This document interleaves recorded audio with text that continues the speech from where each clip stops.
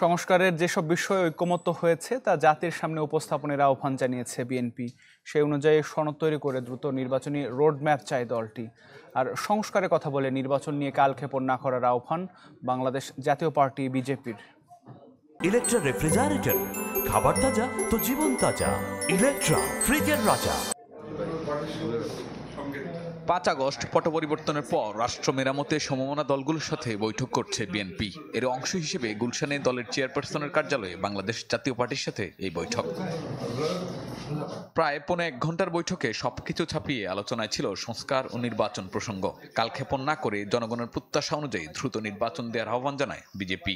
জনকল্যাণমুখী কোনো সংস্কারে আমরা একমত না হই তাহলে সেটা তো জনগণ আমাদেরকে প্রত্যাখ্যান করবে, কিন্তু তার মানে তো এই না যে প্রত্যেকটা পিন পয়েন্ট ধরে আপনি যদি এরকম পারপিচুয়াল টাইম নিয়ে যাবেন যে সংস্কার কবে হবে, এবং জাতি এরকম একটা আনসার্টেনিটি থাকবে, রাজনীতি আনসার্টেনিটি থাকবে, দেশের ইকোনমি আনসার্টেনিটি থাকবে। বাংলাদেশের সংস্কারের যেসব বিষয়ে ঐকমত্য হয়েছে তা জাতির সামনে তুলে ধরার তাগিদ দেয় বিএনপি। সে অনুযায়ী জাতীয় সনদ তৈরি করে দ্রুতই নির্বাচনী রোডম্যাপ দেওয়া সম্ভব বলেও মনে করে দলটি। ভিন্নমত থাকবে, বিষয়টা হচ্ছে যেখানে ঐক্যমত হয়েছে সেগুলোর বাইরে সংস্কার করার কোনো সুযোগ নাই। এর বাইরে যেটা করতে যাবে সেটা আপনাকে ডেমোক্রেটিক প্রসেসের মাধ্যমে আসতে হবে, নির্বাচনী প্রক্রিয়ার মাধ্যমে আসতে হবে, জনগণের ম্যান্ডেট নিয়ে আসতে হবে। সুতরাং যেগুলো ঐক্যমত হয়েছে এই বিষয়গুলো জাতির সামনে কেন তুলে ধরা হচ্ছে না, এটাই প্রশ্ন।